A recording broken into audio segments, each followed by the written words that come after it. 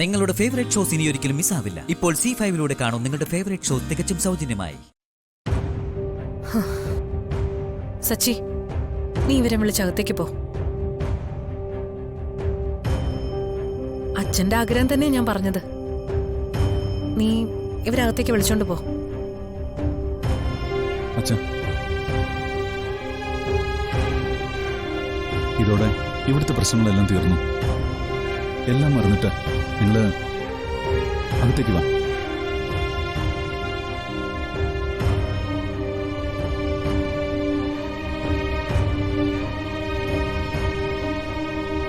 മാഷേ, വരൂ.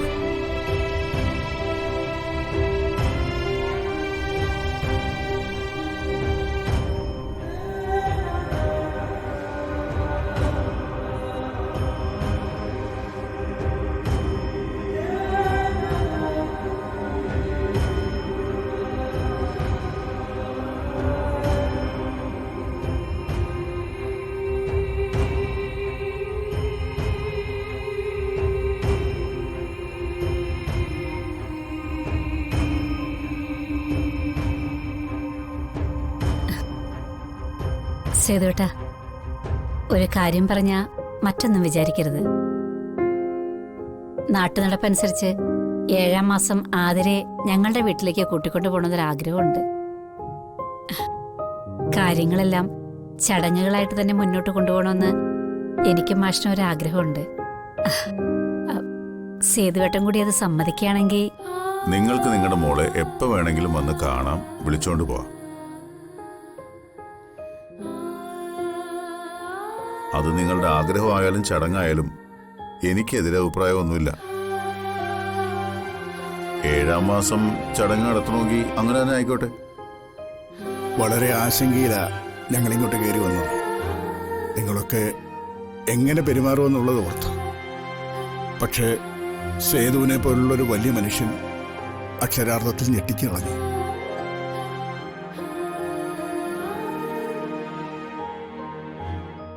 വലിയ മനസ്സുള്ളവർക്ക് വിശാലമായി ചിന്തിക്കാൻ കഴിയും. ഈശ്വരകൃപയാൽ സേതുവിന് അങ്ങനെ മനസ്സുണ്ട്.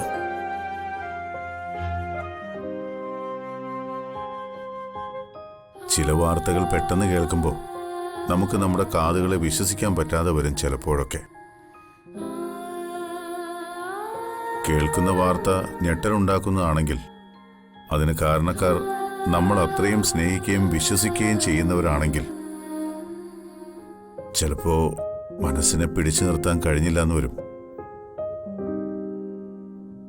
എല്ലാം അറിയാമായിരുന്നിട്ടും നിങ്ങളും കൂടി എന്നിൽ നിന്ന് എല്ലാം മറച്ചു വെച്ചു എന്ന് പെട്ടെന്നറിഞ്ഞപ്പോ ഒരു വല്ലാത്ത അവസ്ഥയിലായിപ്പോയി. നിങ്ങളുടെ ഉദ്ദേശം എന്തായിരുന്നാലും എന്റെ കണ്ണിലൂടെ നോക്കുമ്പോൾ എന്റെ ഭാഗത്ത് തന്നെയാണ് ന്യായമെന്ന് ഞാൻ വിശ്വസിച്ചു. ഇപ്പോഴും വിശ്വസിക്കുന്നു.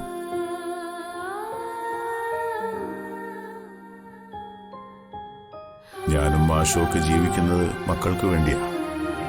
അവരുടെ സന്തോഷത്തിനപ്പുറം നമുക്ക് മറ്റൊന്നും തന്നെയില്ല. ആ ഒരു സന്തോഷം കണ്ടുകൊണ്ടാ ഞാൻ എല്ലാം മറക്കാന്ന് കരുതിയത്. നിങ്ങൾ ഇങ്ങോട്ട് വന്നില്ലായിരുന്നെങ്കിൽ ഞാൻ ഉടനെ അങ്ങോട്ട് വന്നേനെ.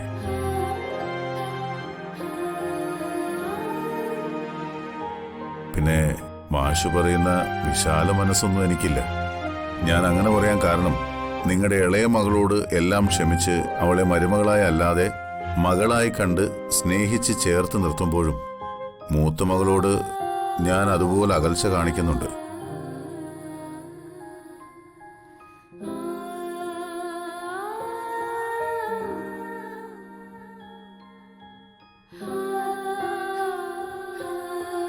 നമ്മൾ അത്രയും സ്നേഹിച്ചവർ നമ്മളെ ചതിക്കുമ്പോൾ ഉള്ളിലുണ്ടായിരുന്ന സ്നേഹത്തിന്റെ അത്രയും തന്നെ വെറുപ്പും വന്നു നിറയുമല്ലോ.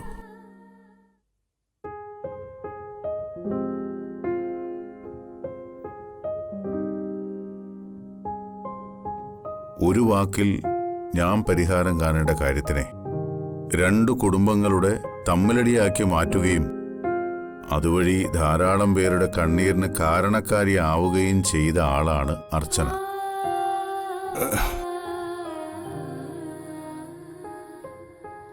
അതൊന്നും അത്ര പെട്ടെന്ന് മനസ്സിൽ നിന്നും പോകില്ല മാഷെ. ബ-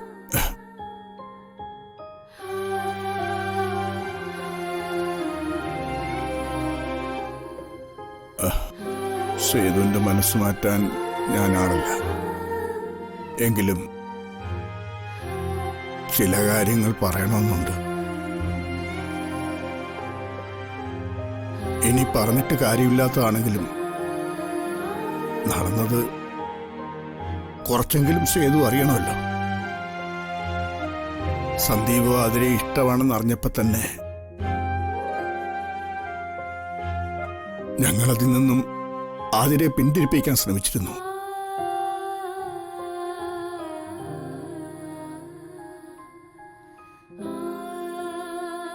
ഒരു ദിവസം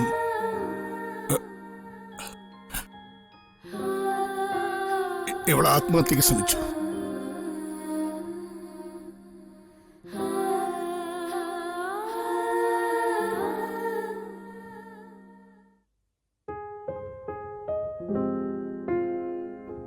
പിന്നീട് ഈ നിമിഷം വരെ ആ വീട്ടിൽ സമാധാനം ഉണ്ടായിട്ടില്ല. നേരാവണ്ണം ഞങ്ങൾ അന്തി ഉറങ്ങിയിട്ടില്ല.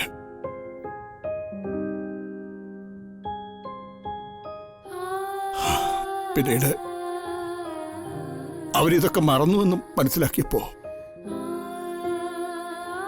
മറ്റൊരു വിവാഹം ഉറപ്പിച്ചു.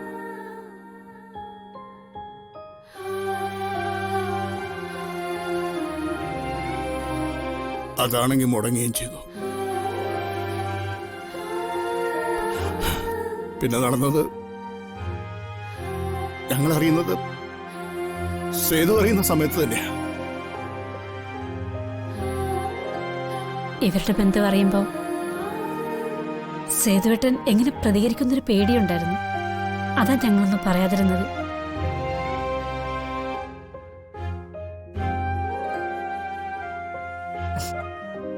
പിന്നെ അച്ഛൻ്റെ കാര്യം സേതുവേട്ടൻ തന്നെ തീരുമാനിക്കാം.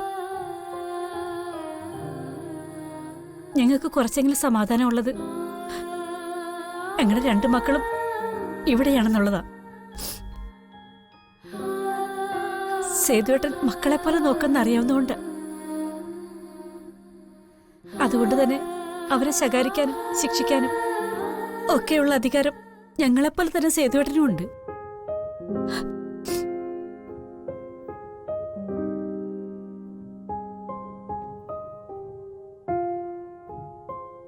അച്ഛൻ ചെയ്ത തെറ്റിന്റെ ശിക്ഷ എങ്ങനെ വേണമെന്നുള്ളത് സേതുവേട്ടന്റെ ഇഷ്ടവും താല്പര്യവും.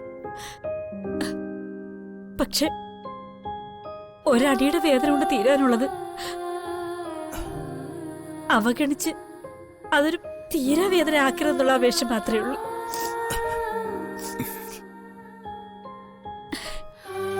ഡൗൺലോഡ് ചെയ്യൂ C5 ആപ്പ്. കാണൂ എല്ലാ എപ്പിസോഡുകളും സൗജന്യമായി.